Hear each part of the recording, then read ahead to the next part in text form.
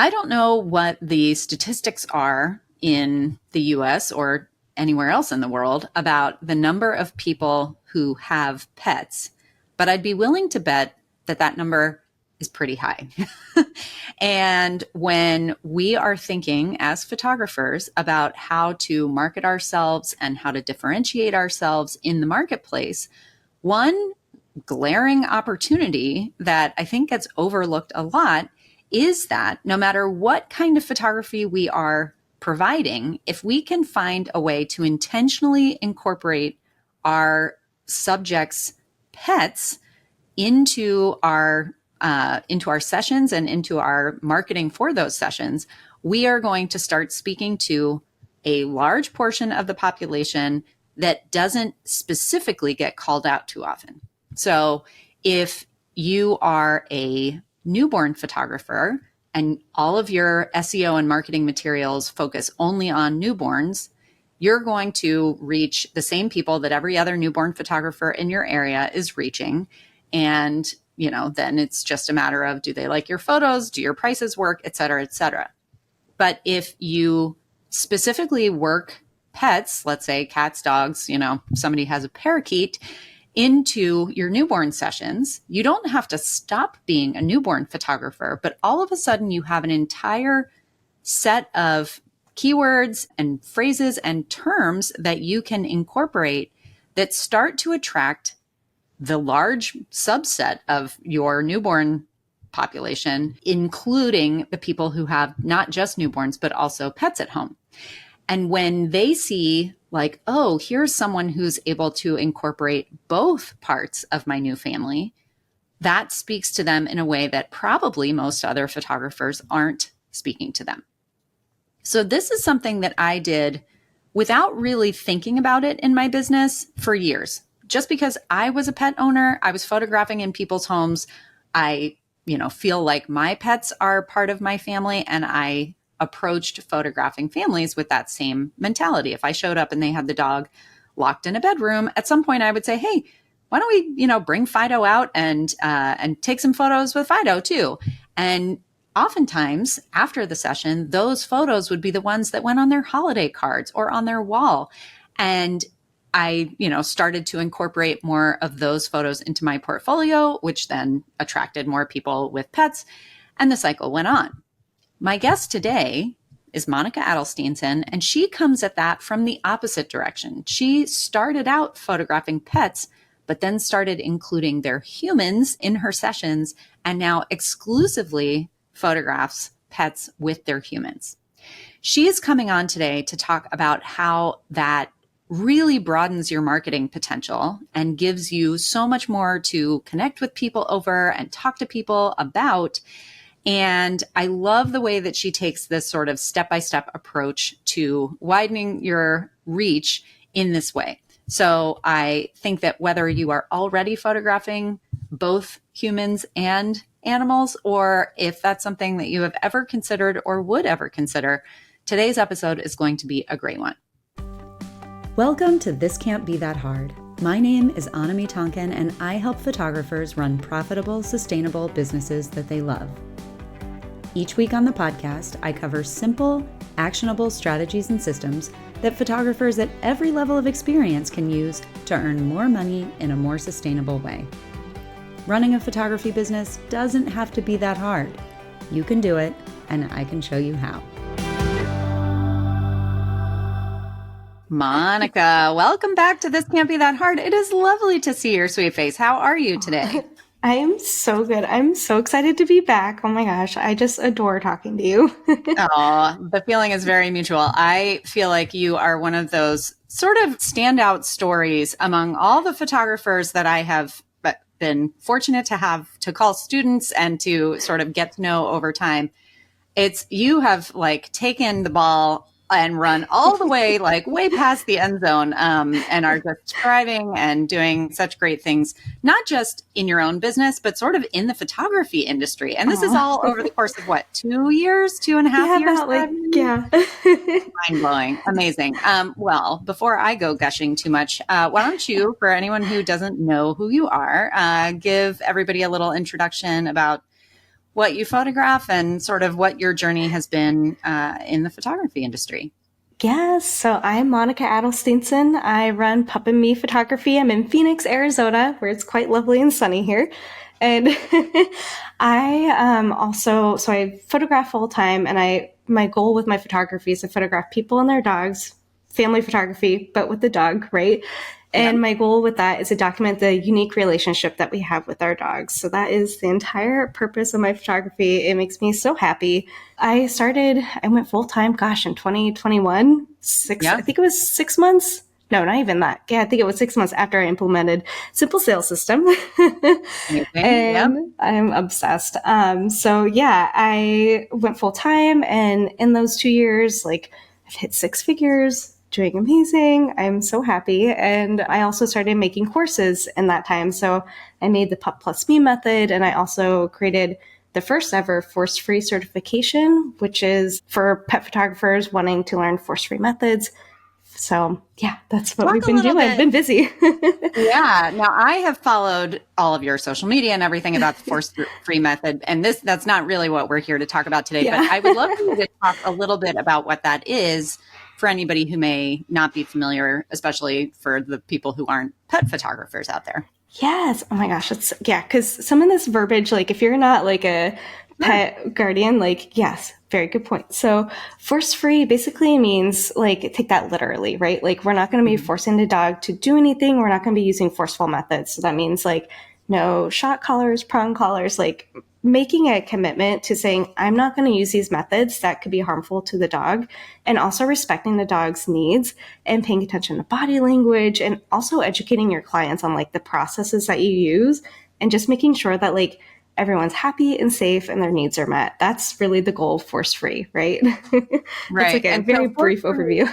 So that's not in any way limited to, like, photography. That is just a training methodology. Exactly. Ethos, I suppose. And then you're implementing that you're sort of committed to that as a photographer. I love that. Exactly. Yes. Yeah. There's lots of, like, force-free certifications for trainers and veterinarians, vet techs. And I was like, hold on, why is there nothing like this for photographers? Because so many of us photograph dogs. It would be so lovely to have that kind of, like, certification, so we can show our clients, like, hey, I've taken the extra steps to have the certification. You know, your pet's going to be in great hands with me.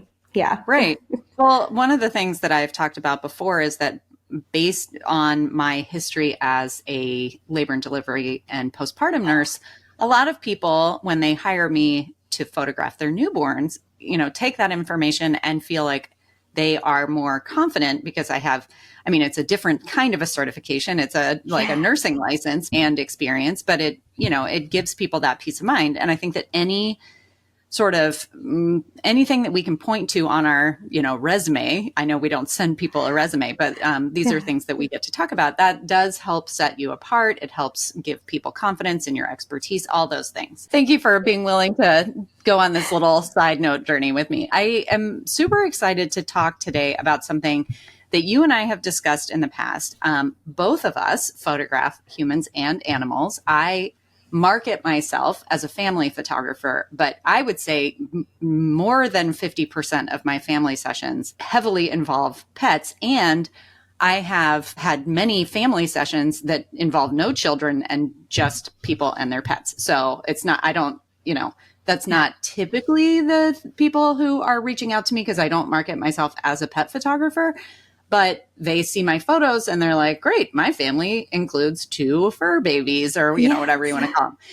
So you kind of come to your business from the opposite side, where you do market yourself more as a pet photographer, but you're including people in, I think, all of your sessions. All of them. And we really, I think that gives us a certain amount of flexibility, but also brings in more business. And I feel like the people who aren't actively incorporating that are missing out. And I know you feel that way too. Yes. So talk to me a little bit about how and why you started, because I know that back before you launched or at least before you went full time, you were doing a ton of, like, you were photographing at rescues. So you were doing just the dogs. Yes. Yeah. So when I How, first started volunteering, like I like was just photographing the dogs, right? But then there was a moment where I was like, oh, let's get a volunteer in. Like, 'cause some dogs are like a little nervous, anxious babies and sure. they just need some human comfort. And Yeah. I found that those photos, like, oh, I didn't want to stop taking them, just made my heart sing. So it became this business, right? Like it Yeah. turned into something so much more because I just couldn't stop photographing people and their dogs. Yeah. And it just shows like that lovely connection. And especially with rescue dogs, when you're photographing adoptables, it shows a potential family member. Like this dog could look at me lovingly, like in this photo, right? Like I want to be the human in that It's like photo. staging a couch. Exactly. Yeah, that's exactly it. That's funny. Yeah. But You through could be that, this like, person. Yeah. yeah, you could be this person. That's Yeah, funny. but yeah, so through that, like it just grew into like that was my unique specialty professionally when I launched my business full time. Like I only photograph people and their dogs. It's been my favorite. I just can't get enough. But what I have found through that is talking to other photographers, people photographers, and dog photographers is that they both, for the most part, dog photographers feel uncomfortable, like what to do with the humans. They're like, I don't know what to do with people. I don't want to deal with them. But then human photographers are like, oh, if a dog shows up, like, I don't know what to do with them. Like, there's similar Yeah. feelings. So, yeah, I just set out to try to educate people on like how we can incorporate pets into photography with the family photography, and it's been so much fun. It's so much easier than you think. I'm trying to think if when I mean, I've just always been a dog owner. Yeah. And so I'm comfortable around dogs. I also used to have cats before I had a dog who did not deal with cats. I'm used to having animals around. I'm not intimidated by them. And I do understand that that's not true of everyone. So that is a different thing. Exactly. But so when I show up at somebody's house, and because I photograph in a lot of people's homes, their pets are there. And I'm always like, yeah, bring them in. Maybe not for the whole session, but but it is a Yeah. part of your daily life. And so as someone who is trying to capture a true snapshot, so to speak, of someone's world, that is just part of it. So it was never like a conscious decision on my part. But as you and I have talked about this, I recognize that that's not universally true. Like there are definitely a lot of photographers out there who are saying like, no, it's just this or it's just this.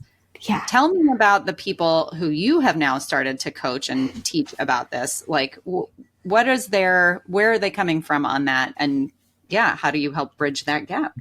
Yeah. So I do like, yeah, you're right. I am coaching and oh my gosh, I'm so excited about it. So I am helping right now I'm helping a lot of pet photographers because they're just kind of like, I don't even understand. Like, Yeah. how do I direct the humans? Like, how do I even do this?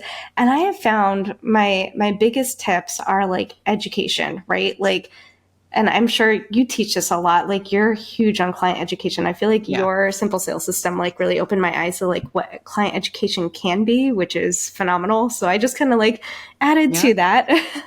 Yeah. So a big part of it is when you are going into a session with people and their pets, you want to set expectations of what to expect during that session. A lot of times clients feel that their dog has to be absolutely perfection, and not even professional dog models are they're not Right. perfect, you guys. Like they are not. No dog is perfect. They smell amazing things. They want to go explore. Like they're excited to be in a new place, new people. It's going to be a party, and just tell them like we expect that, right? Like it's not going to be perfect. They're going to have fun, and just encourage like that fun environment, right? Like letting them be themselves. My number one tip when we're going into that is like educating the clients like thoroughly, like what it means to be force free. You know, should you bring treats? Should you ask your dog to sit? All of those things I educate so much. Because a lot of times clients, I'm sure you've had this too, where it's like they come in and their dog starts sniffing and they're like, oh no, they're sniffing. They're not looking at the camera, and they start yanking on the leash. And it's like, oh no, just let them be. They'll eventually, get their time. But right now they're having fun exploring, and that's totally fine. Yeah. It's not unlike photographing people with toddlers, and the people Exactly. are like, I'm sorry. They're just blah, blah, blah. It's like, what? I don't expect They're you to be able to kids. control a 2-year-old. Yes. And that's just so it. So like you don't have to become like a pet photographer like specifically, or become a dog expert to do this, right? Like treat it just the same as you would a family photography session. Like let the kids have fun, encourage them to be themselves, and you'll get the most authentic, beautiful images that way. I love that. So you were talking about how a lot of the people that you're working with currently are pet photographers. How does that work in the other direction when it's like they know how to manage a dog in a session, but then people show up and, and they want to maybe try and incorporate them? How does that work in reverse? Does that make sense? Yes, in reverse. Yes. So I teach my clients, or not my clients, excuse me. Why did I say it that way? I teach my students. It's hard. I used to, when I first started, I would refer to my clients as my patients because I was coming from nursing. So the nomenclature is tricky.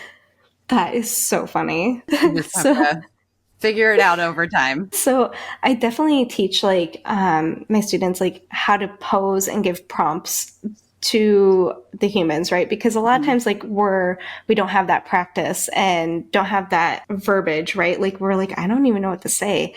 It's a lot of things that I hear from my students. Like, I don't even know what are you going to say? How do I tell people things? It's like, you just give them directions. So I have scripts and all of that for people who are really struggling on how to communicate with humans. But yeah, we have posing prompts that encourage natural connection with dogs. And also I include a lovely little breakdown guide, right? Do this prompt first, take a break. Everyone take a break, go sniff, go have fun, go do whatever, do another prompt. We've got it laid out to help people photograph people so that way they don't feel uncomfortable. Because I think that's a skill that a lot of people don't realize you need to have when you're photographing humans is you got to be able to talk a little bit and give some direction, right? You don't want to just be just go do whatever. So try to help give direction. Sometimes, every once in a while, just go do whatever works. But most of the time you're going to need to zhuzh it a little bit. Exactly. Oh my gosh. Yeah. So talk a little bit about somebody has decided, okay, I photograph all pets, but I want to start incorporating their people, or I photograph all people and now I want to start offering to have pets join in these family sessions. Talk a little bit about how that messaging goes, how you can start to sort of put the word out that that's something that you're doing, maybe how you get some practice before you start doing that. What are the steps?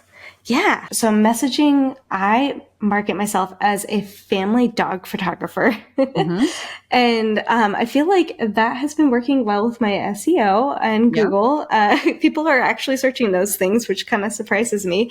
But definitely marketing yourself as a family dog photographer. You could say family pet photographer. And that way, it's not just pet photographer, and because that kind of makes it more singular, right? So marketing yourself that way and just saying we're going to include the entire family, right? We're going to include the humans and the dogs, and we're just going to have a good time, and just marketing that. And also, as sad as it is good to note that with family dog photography, the way you can market it is that dogs don't have a long time with us, right? Yeah. Unfortunately, it makes me so sad to even bring it up. I'm oh, should I even talk about this? But it's true. It's very sad, but it's true. And so you can always let people know hey, we don't have as much time with dogs as we do with humans, and you should really get photos with your family while they're still here and feeling good and happy. So that is one way to market, maybe not solely, but definitely market family dog photography, right? And then as far as getting practice in, oh my gosh, I have lots of ideas for this. So one is always volunteering, right? I love volunteering at the local rescue, or you could also partner with dog trainers, that kind of stuff if you're wanting to have some guidance on dog behavior, dog language, body language. Working with a trainer and taking their photos can help a lot too. I've learned every time we have a dog trainer, I'm yes, I love this so much because they notice everything. I love it. It's also good marketing after the fact. If you are able to get good photos for that person, they have lots of connections with potential clients. Exactly. Yes. It's all good stuff. And then, yeah, I mean, just getting out there and just doing it, right? Like you just have to dive in sometimes. Unfortunately, as scary as it feels, like just ripping that Band-Aid off and just going and doing it, the more you do it, the better you will get. And the more comfortable you will become. And at this point, I remember when I first started like photographing just people and their dogs, I had a handwritten list of like my prompts and poses and shots I wanted to get. And like I would pull that little piece of paper out during my session and be like, did I get that shot? Okay. Yeah. And like, I don't even think about it anymore, right? Like I don't even have like a flow. Like I know it's just embedded in my brain forever, hopefully. Yep. But yeah, the more you do it, the better you will get. Yeah. So when it comes to photograph, how many of your clients, because I have seen lots of your photos, most of them are adults and dogs. Yes. Do you have many or any family clients where you're photographing like adults, kids, and dogs? Because that does add an extra layer of chaos potential. It really does. Yeah. So I just don't share it very often. I actually, it's kind of interesting. I kind of like, at the very beginning was like, no kids. I don't want to photograph kids anymore because I'd done it before and it was very frustrating. And it was only frustrating because I didn't do proper client education before. I would have quick little example. One of the sessions I did, like, gosh, it was probably 5 or 6 years ago. This couple showed up and they had toddlers, like little, like just learning how to walk, handed the leash over to the children. Yeah, dogs are excited. Yeah, and so like dogs pulled, got loose in the parking lot, kids face planted. I'm running around the parking lot trying to get these dogs and like total chaos, right? Like worst case scenario that happened. So when I went full time, I was like, I'm not going to deal with that. Like it's too much. But now I know I just need to educate people. So I do photograph kids and dogs and all that, but we have rules around that, right? So like definitely meeting with the client first and talking to them, like seeing what the relationship is like between the dog and the kids, because sometimes parents aren't even comfortable with, the dog being on the leash with the kids, like that kind of stuff, which is fine. It's good to like see how that goes. But again, just having that client education part, just like talking to them and seeing like, what are they comfortable with and what kind of shots are they hoping for? Hopefully that answers that, but yeah. Yeah, no, it totally does. And I'm going to jump in and add a couple of my own things. I mean, first of all, another point is that it depends on the age of the kid, but also the size and demeanor of the dog, right? I mean, if you've got it's a very different thing if you've got some little, tiny schnauzery type thing versus like a 90-pound pit bull. But, as people who have kids and pets, they're used to managing both. And it's like, we don't need to go outside the norms of what you do as a family. In fact, by keeping, like if you're holding the 2-year-old and you have the dog on the leash, that's your normal state of being. Like we can photograph that and it'll be both safer and more authentic. So exactly. Yes. Yeah. And that's another thing too, is like, so we bring handlers to our session. My partner, Evan, comes with us. So like, we're able to like give the family a little break. We could just do one-on-one photos and all that. And like, Evan will just go and walk the pup and, do a little sniffari with them. It's very lovely. I love that name. Yeah, that's very funny. And I have done the same when I've got families who are bringing pets, making recommendations. I don't bring a handler, but I make recommendations that they have, grandma come along or a baby, like a dog sitter, babysitter who's just sort of along to be an extra pair of hands for either the dog or the kids or, whatever the case may be. And I think that can be a huge, not only help to you, but also like a weight off of your clients' minds that they have that backup. Exactly. Oh my gosh, that's a really good point too. That's another thing for our family photos. Like when we do full, like the kids and everybody, I will ask like them to bring a kid wrangler. Yeah. Just because like I really love getting one-on-one photos with the dog and like kind of like a couples photo situation with the dogs. And like people don't think about that, right? Like your relationship is so unique with each dog and human. So it's really important to document that. Amazing. I feel like you have given so many good little tidbits. And this is such a, especially in this season where I feel like there are a lot of people who are saying, I'm having a hard time with inquiries, or I'm having a hard time, separating myself in the market. Everybody, it's like, it's just a price shopping bonanza out there, which is not true across the board. And Monica's a great example of how that's not true for everyone. But I feel like this could be a really legitimate avenue for people to explore. And if I'm correct, you've got a course to help people sort of down that path. So talk a little bit about how people can learn more. Yes. So we created the Pup Plus Me method, and that is a course on how to, it's like start to finish, right? It's the marketing materials, it's the client education, it's prompts and poses, it's everything you would need to dive into photographing people and their pets. So that's a course we created. You can find that on my website at pupandmephoto.com/education. And with that, if you decide to go that route and learn that education or purchase the course, we'll do $50 off of the course if you purchase through this podcast episode. So hopefully I said that all correctly. I'm like, I will put a link to that in the show notes. Do they need to use any sort of code or anything, or how does that? Yes. So definitely use the code ANAMI. I will put that in the show notes as well. So pupandmephotography.com/education, use code ANEMIE, ANNEMIE, to get $50 off. That's so generous. Thank you so much. Of course. And thank you so much for coming on the show again. It's always so lovely to chat with you and hear how things are going out there in the wilds of Arizona. Yes. It's so nice chatting with you. Thank you so much. Wonderful. Have a great day. Thanks. You too. Well, that's it for this week's episode of This Can't Be That Hard.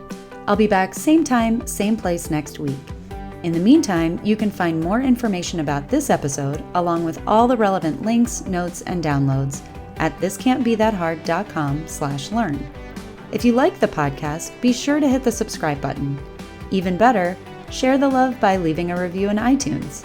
And as always, thanks so much for joining me. I hope you have a fantastic week.